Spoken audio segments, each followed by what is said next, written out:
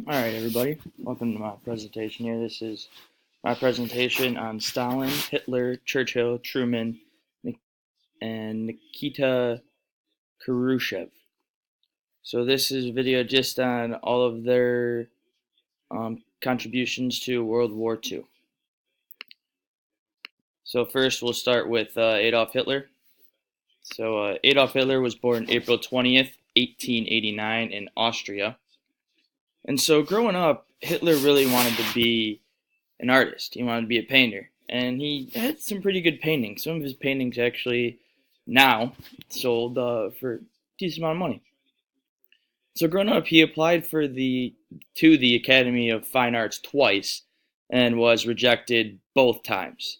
So he kind of gave up his dream of being a painter then.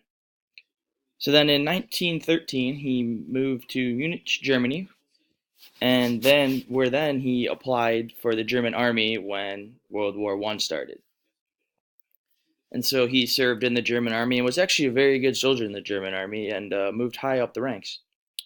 And so when World War I had ended, he was not happy with the way Germany surrendered in World War I. He didn't like the Treaty of Versailles. He thought it just crippled them, and he thought it was just a disaster and just pitiful. And so this is really what started his fire.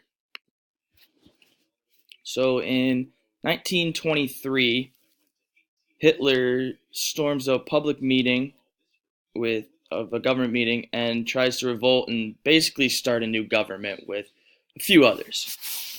And this failed miserably, as Hitler was arrested and sentenced to 9 months in prison for treason. This was known as the Beer Hall Putsch. And so, while in prison, Hitler wrote his book called Mein Kampf, or pronounced in English, My Struggle. So this book really just kind of showed Hitler's kind of views and what he wanted to do with Germany, what he wanted and his plans for Germany when he was released, and to just kind of bringing Germany back and what he wanted to do. So when he was released, he started getting out, and in 1934 he actually runs for president against Paul von Hindenburg, and he loses, but does get 36% of the vote. And so because of that 36% of the vote, Paul Hindenburg realizes that Hitler can kind of be a political enemy. Like, he has a little power, 36%. He got some of the vote. Sees him as kind of like a potential enemy towards him. And so what he does is he appoints Hitler to chancellor, kind of just to kind of get him out from kind of running against him. That way he's with him, so he can't really do much to him. And this is probably Paul Hindenburg's biggest mistake. So then what happens is Hitler is then going to rise to power. So Hindenburg dies in August 1934. And after this happens, Hitler kind of just appoints himself as a leader, because they didn't have the rule where, like in the US, where when the president dies, the VP becomes. So Hitler appoints himself as a leader. And Hitler, when it came to public speaking and talking, he was very good. He gave some really good speeches. I mean, there's a bunch of YouTube stuff on. I've watched a couple. I mean, there's big crowds. They're cheering. I mean, he knew how to really give a speech and what to do when he was giving a speech. And so Hitler's big thing when he comes to power is he wants more land. More importantly, he wants the Sudetenland, which is in Czechoslovakia. And in this land is mainly German, people from German descent and speaking German. So he doesn't feel like he's kind of stealing this or taking it over. He feels like Germany deserves it because it's mainly German speakers and that. So he thinks it should be their land. So he wants to invade it and take it. Well, what happens is Great Britain doesn't want this, because Great Britain them know that if he invades this, Great Britain has ties with Poland and them to where they'd have to protect them. And so basically in 1938, there's this Munich conference. And so Neville Chamberlain, who's the prime minister of Great Britain at this time, comes over to talk to Hitler about what's going on and about the whole Sudetenland. So Neville Chamberlain makes this deal with Hitler that they'll give him the Sudetenland as long as Hitler promises not to invade Poland. And so Hitler agrees to this, but sees this as kind of a weakness for Great Britain. And so he's going to take advantage of it. So Neville Chamberlain, meanwhile, goes back to Great Britain and thinks he's a hero. Thinks, oh, we've saved us from war. Nothing's going to happen. Like, we're good. Like, he's not going to invade Poland. This whole thing's over. We just avoided another world war. Well, little did he know Hitler was not going to keep his promise and ends up invading Poland in 1939. And this is the start of World War II. And so then, after they invade Poland, Germany wants to invade Russia and try and take over the Soviet Union. But this fails miserably because Germany was not prepared for the Soviet Union or Russia winter. They came in the fall, and they were thinking they were going to get out of there quick, do this and that, and so they had no protection or coverage when the winter hit. They had no warm clothing or anything. So when this winter hit, it basically just was a big hit to the German army, as they just were not prepared for it at all. So Hitler, the rest of his contributions to it is basically he's in it throughout the whole war. He ends up committing suicide at the end of the war in a Berlin bunker with his wife.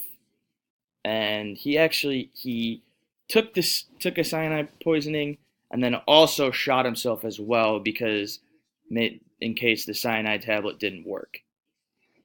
So those were his main contributions, was just his rise up to power, and he was the main reason World War II started. He started World War II.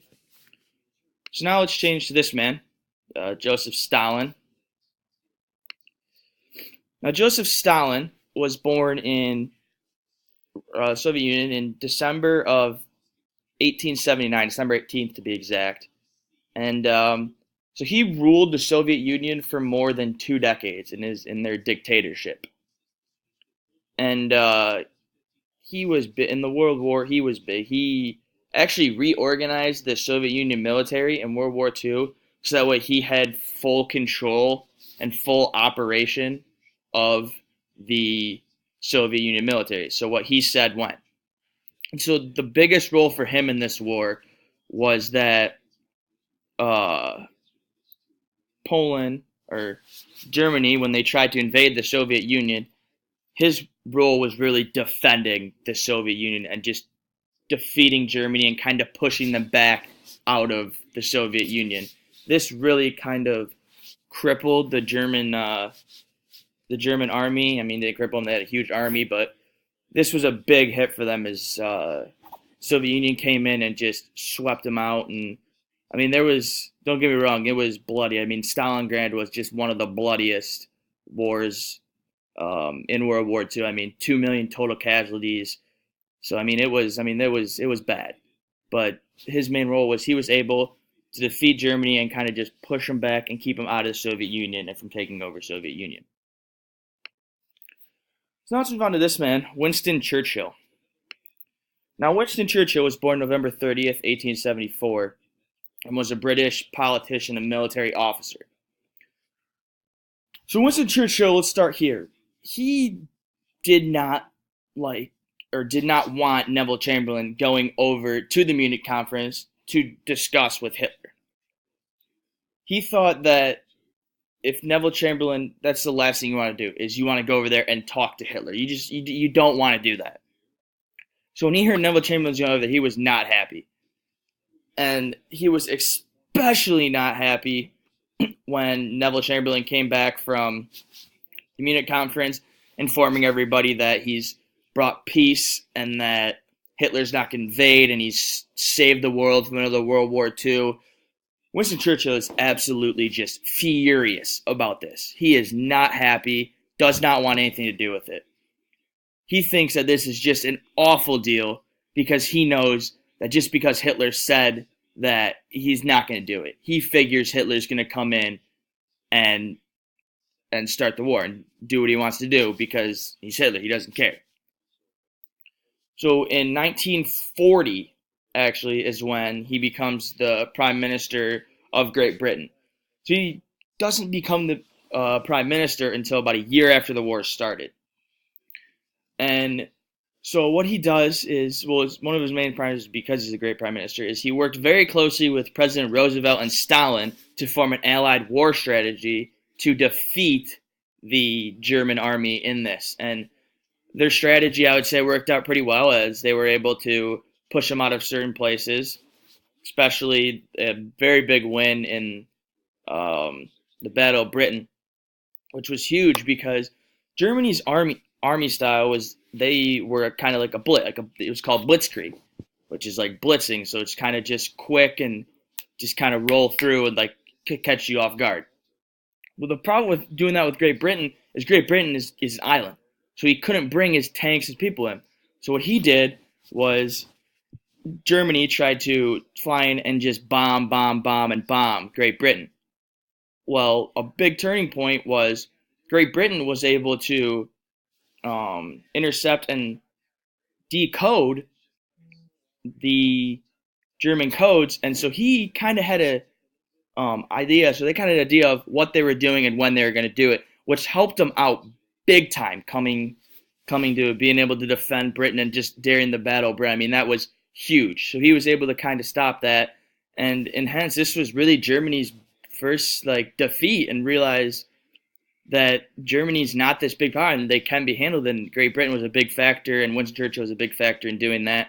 Little side note, he did lose the election, though, in 1945 after the war was over, which is kind of ironic because he did all this great stuff for Britain and kind of leading the Allied powers to, I mean, with Roosevelt and Stalin, to a victory in World War II, but didn't get reelected. I find it kind of funny in a way that he didn't get reelected. So now we turn to Harry Truman. So Harry Truman was born May 8th in 1884 in Missouri. And so growing up, Harry Truman, he served in World War I. So he was big in war, and he's a pretty good soldier.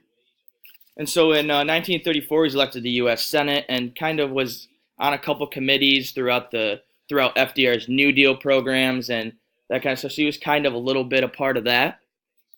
And so when running for re-election in 1944, FDR was looking for a new vice president because he didn't think his old vice president, Wallace, was fit to be the vice president anymore.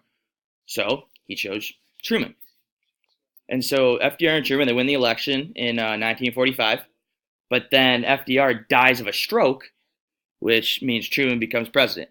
So with no foreign policy experience, anything, he becomes president while World War II is kind of dying down, and he's forced to make the biggest decision in the war. So Truman, as the VP, didn't know anything about they were made or these atomic bombs were even tested. It was that classified and just that need to know that no one really knew. So he was kind of just in the dark about this. He becomes president, and he realized, and they tell him about this, and he's just in shock of what's going on. And so he has a big decision to make. He can either invade Japan or bomb Japan. And he takes into consideration that invading Japan means the loss of soldiers, for sure. I mean, he knew that it was going to cost U.S. soldiers' lives if they invade Japan. So he ends up deciding to drop the bombs, and he decides to drop them in Hiroshima and Nagasaki. So in August 6, 1945, the first atomic bomb is dropped on Hiroshima, and then 3 days later, August 9th, the second bomb is dropped on Nagasaki, and this really just devastated Japan, and Japan ended up surrendering, and the war was then over. It ended the war, and then we moved on to figuring out what to do after the war, and all the trials after the Nuremberg trials after, and So yeah, that was his big